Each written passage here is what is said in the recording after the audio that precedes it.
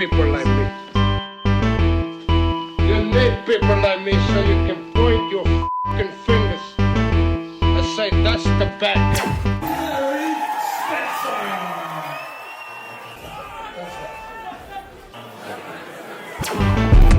That's the bad guy.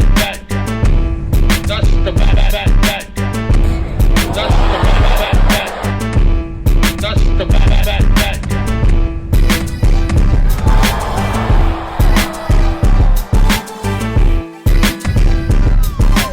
Loud, not big, bitch! Welcome to the motherfucking relay. We're covering today's top boxing news. Okay, we'll start with this. We now know when Senicia Estrada, two-division champion Senicia Estrada, is going to be returning to action and who she may end up facing. The story is she's going to be facing Argentina's own Yasmin Villarino in defense of her WBA strawweight title as the co-feature bout on November 12th, the first fight of her contract with Top Rank, a source told ESPN on Wednesday. The 30-year-old Estrada will be fighting for the first time in 2022. She last fought on December 8th last year, beating Maria Michelle Santizo by knockout in the fourth round in San Antonio. This will be the second defense of her WBA belt after having won it from Annabelle Ortiz in March of last year by unanimous decision, then defending it against Santizo in December. Last year was a very productive year for Senicia Estrada. She fought 3 times, all 3 under the Golden Boy Promotions banner. And obviously, she has since changed her decorum. Villarino sports a professional record of 6 wins with 1 loss, 2 draws, 1 knockout from Argentina, has not lost since her debut in 2016, and beat Judith Vivanco by unanimous decision in her last fight in March of this year. This will be the 32-year-old Villarino's debut in the United States. The exact location for the fight has not yet been announced. Having fought the majority of her career in her native Argentina, her past 2 fights have taken place in Colombia and Mexico. A trip over to BoxRec reveals that Senicia's next fight is set to go down at the Palms Casino Resort in Las Vegas on the undercard of Yanni Becalin Canuli versus Denzel Bentley. Denzel Bentley, you might be familiar with that name. Same Denzel Bentley that Felix Cash knocked out in April of last year. Denzel has since rebounded from that loss. Got himself back in the winner's bracket. He's fought 3 times, at least 3 times since then, but I don't think this fight is going to end well for him. I have Yanni Beck stopping Denzel. That will be Yanni Beck's first official title defense as a reigning champion in the main event, and in the co-main event, this will be Senicia Estrada's first fight as a top-ranked fighter. It's unfortunate that she didn't get to have as productive a year this year as she did last year. That she wasn't as active this year as she was last year. Last year, she fought 3 times. This will be her first and only fight, in all likelihood, her only fight this year. The issues with Golden Boy, that's what kept her out of action. But the saving grace and the silver lining is that she's with Top Rank now. And it's my understanding that Top Rank, they have very big plans for Senicia Estrada. Senicia, who sports professional record of 22 wins, no losses, and no draws, 9 knockouts. A fan-friendly fighter with a fan-friendly style who's highly capable, highly skilled, fast as lightning, does a bit of switch hitting, very experienced. High-profile wins over Marlene Esparza, Annabelle Ortiz, Tenkai Tsunami. Set to make her top-ranked debut between Senicia Estrada's fan-friendly style and ESPN being the biggest sports network in the country. This can be a very good fit, very beneficial for Senicia Estrada. Up until recently, Michaela Mayer was the only female fighter that Top Rank had under contract. All of that has since changed. They've got Senicia now, and, because it's been a while since Senicia had a fight, because she's in good spirits and eager to get back out there, eager to make an impression, I anticipate a fan-friendly fight. An action fight. Because both Senicia and Jasmine, they're action fighters. They both are. I'm expecting an action fight akin to what we saw in the Maria Santizo fight late last year. The Maria Santizo fight that ended in a knockout. This fight might end in one also. Jasmine, nicknamed La Jefa, the boss. She saw action 3 times last year, same as Senicia did, and she saw action at least once this year, back in March. Jasmine, she's a rough and rugged Argentinian slugger, a mid-range to inside fighter. This ain't the kind of fighter that wants to spend the whole whole fight laying off. Taking a tour of the turnbuckles. No, quite the opposite. Jasmine likes to close the distance, get mid-range to inside, and let punches go, let punches flow. And almost immediately, I can see that Sinicia Estrada's going to have a speed advantage in this fight, and Sinicia's punches, they're more compact than Jasmine's. The punches are faster, shorter, and tighter. Less opportunity for the girl opposite the ring to counter what Sinicia Estrada puts out there, but the same cannot be said for Jasmine. Jasmine, who characteristically shows the jab while closing the distance, but things tend to get very messy, very scrappy, mid-range to inside once she's within striking distance. And it has worked for her up until this point, but I don't think she's going to have any luck with Sinicia Estrada. Sinicia is a complete fighter at this point. Fleet of foot, lightning fast, and hard to catch. I see a situation where more often than not, it will be Sinicia getting the better end of the exchanges, beating Jasmine to the punch. Jasmine, who is a serviceable fighter up until a certain point. She's in with a real gun now. This is a respectable opponent choice for Sinicia Estrada's top-ranked debut. I anticipate it will be a fun fight while the fight lasts, though it might not last too long. It might not. Jasmine's punches, they are rather wide. I anticipate that they will be easy for Sinicia Estrada to counter. Jasmine being an Argentinian native. Argentinian fighters having a reputation for being heavy-handed and tough. Jasmine will give it a go as best as she can, but Sinicia Estrada, she's just on another level. Beyond this fight, should Sinicia Estrada win it, the way I think she's going to win it, attention turns to unification matches. Sinicia Estrada reigns as the WBA minimum weight champion. There are two other champions at minimum weight, Germany's own Tina Ruprecht and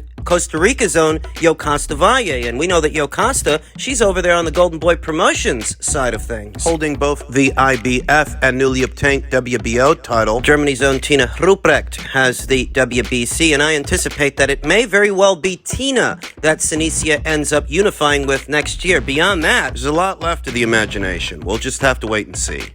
In other news, I'm sure most of you have heard by now, Eddie Hearn has now declared that the Tyson Fury versus Anthony Joshua fight is off as far as they're concerned because they have not heard back from Fury's team since the latest social media video where he demanded they sign the contract last week. And the story now is that Derek Chisora has received a contract to face Tyson Fury on December 3rd. Face him for a third time. I mean, it's better than manual charge. There are some nuances and subtleties in association with this entire fiasco, this entire situation, that are perhaps flying below the radar. One is that Tyson Fury doesn't have a lot of options left for big fights, really, really big fights. It's really only the Usyk fight, which isn't going to go down this year, and the Joshua fight that just fell apart. In terms of big fights and big paydays, Tyson Fury's running out of options. And what he's being left with more and more are high-risk, low-reward opponents. High-risk, low-reward opponents like Joe Joyce. Joe Joyce, who said he'd be willing to step in and fight him. It's a bit tight, but he'd do the fight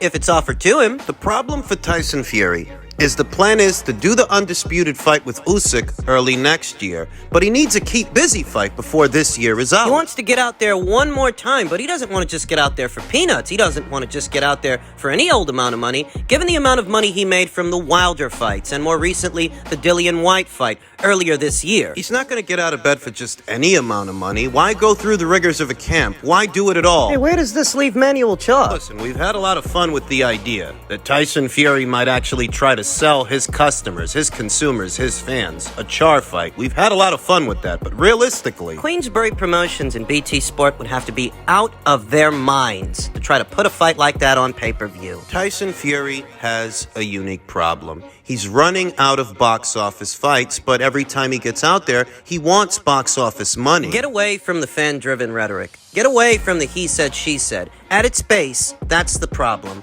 Tyson Fury needs a keep busy fight before this year is out, as to not let ring rust to collect ahead of what's supposed to be the Usyk fight. He needs a keep busy fight, but not every keep busy fight is a box office fight. Not for Tyson Fury, because he just doesn't have that kind of drawing power. You can't stick him in there with just anybody. Tyson Fury's fans will never admit it. Good boxer that Tyson Fury might be, whatever your evaluation of him is. You can't just stick him in there with anybody and shell out a box office fight. It doesn't work like that. Maybe that's the reason they resent Anthony Joshua so much. Maybe. Even in defeat. Anthony retains a certain level of marquee value. Joshua versus Villarino, Joshua versus Zhang, Joshua versus Hrgovic. All of those fights are box office fights. All of those fights would get a good turnout, good numbers at the gate, and good numbers at the box office. Any one of those fights. But for Tyson Fury, who's still an unbeaten fighter, an unbeaten champion, a two-time heavyweight champion, he is expected to compete at a certain level against a certain level of opponent. And he's running out of box office fights. There are really only two, maybe three. Three the max. The Usyk fight, the undisputed heavyweight title fight that ain't going down this year because Usyk's taking the rest of the year off. The Joshua fight that fell apart, that has a lot of domestic value. The Joshua fight, and I don't know, maybe a Joe Joyce fight. But Joe Joyce, he's a high-risk, low-reward for Tyson Fury. There's nothing to gain from fighting Joe Joyce for Tyson Fury. Aside from a hard night's work ahead of what could end up being another hard night's work. And perhaps that's where Derek Chisora comes into it. A third Derek Chisora fight. Even here today, losses in double digits. Derek still has a cult following. People still like to see him get out there and show his shit and put on a show. And perhaps that's the reason that Tyson Fury is so affording him a third fight, a trilogy. Derek Chisora has retained a certain level of marquee value all these years in victory or defeat. And the reason he's willing to revisit a fight with Derek, who he beat 2 times already years ago, the reason he's willing to revisit that is because Derek has more marquee value in the UK than Manuel Char. Yeah, Derek Chisora is easier to sell to the Brits than Manuel Char. That's not saying that there's some big demand for Fury versus Chisora as a trilogy. Quite honestly, I don't think there is a demand, but it's still an easier fight to sell than a Manuel Char fight. A fighter of Tyson Fury's stature. You're not supposed to be fighting people like Manuel Char. Not if you're a 2-time unbeaten heavyweight champion. You're not supposed to be fighting guys like that. And people don't want to pay to see that because they know how it ends. In truth, they likely know how a Chisora trilogy ends as well, but Derek Chisora, well, he's someone more near and dear to their hearts than Manuel Char. Derek Chisora has a cult following in the United Kingdom. That explains why, for some reason, Tyson Fury is willing to revisit a Derek Chisora fight, even though he beat that guy 2 times already. It's because Tyson Fury ain't got the Midas touch. You can't just stick him in there with anybody, not just anybody, and get a big fight, big turnout, big box office numbers. It don't work like that. As stated, Tyson Fury faces a unique problem. He's running out of box office fights, box office opponents. He posted this image by way of his own social media, day 1 of camp. Whoever he's fighting He's already started getting ready for them. In all likelihood, he knows who he's fighting. probably already knows who he's fighting. A Derek Chisora trilogy offers up more marquee value than a Manuel Char fight, for example. It does, but it's still a safe situation, a controlled situation, because Tyson wouldn't be in unfamiliar territory. He's fought this guy 2 times before and beat this guy 2 times before. Now, how this is going to go over with the Brits, I don't know. Because while it still is a somewhat better choice than a Manuel Char fight, ultimately, this fight doesn't yield any more intrigue than that fight does. Not really. You've already seen Tyson Fury in there with Derek Chisora years ago. You already saw him beat Derek Chisora years ago. So how they're going to feel about this, I mean, it really is hard to say. Yeah, Derek has more marquee value than Manuel Char. That's obvious. But does anybody really want to see him fight Tyson Fury again? there's really only one way to find out, and that's the gate receipts. Whatever it does at the gate, and whatever it brings in at the box office, if it brings in anything at all. Based on this schedule, both Anthony Joshua and Tyson Fury are set to return to the ring the same month. Where Tyson Fury is revisiting a trilogy that no one is really asking for, Anthony Joshua has the option of taking on Otto Wallin, Filip Hrgovic, Zhilei Zhang. Those are all more intriguing fights than watching Tyson Fury swap punches with Derek again. Now that Derek is a lot older, has more losses in the column. I mean, yeah, it's better than a Char fight, but almost anything is better than a Char fight. Not everything, however, is a box office fight. Veteran boxing scribe Steve Kim said Fury versus AJ was never on, was never going to be. There is a certain nuance in association with this entire fiasco, certain nuances, more than one, that Tyson Fury's fans refuse to address. One, that Tyson Fury doesn't have the Midas touch. He can't just sell you anything, any fight with any opponent. That's one. And the other is that even in defeat, even without a belt, Anthony Joshua has options. He doesn't need Tyson Fury. You think Anthony Joshua needs Tyson Fury to make money? He doesn't need Tyson Fury to make money. He doesn't even need Tyson Fury to get at a world title, to get a title shot. Philippe Hergovic, the IBF's mandatory challenger, he's right there on the matchroom side of things. And a fight between Anthony and Philippe, that's box office. That sells. You can play all the games you want by way of social media. You can upload video after video after video. Ultimately, You can goad this guy and antagonize him, call him out, call him names. You can do all that, but you still only have a certain number of fights that you can sell if you're Tyson Fury. That's a Usyk fight, a Joshua fight, and maybe a high-risk, low-reward Joe Joyce fight. Whereas the pool of options for Anthony Joshua, it's not as shallow. Hey, you think Tyson Fury's a better boxer than Anthony? That's great. You think he's up there with Joe Louis and Muhammad Ali? You think he's that caliber of heavyweight? Whatever you think, you as an individual, the reality of it is,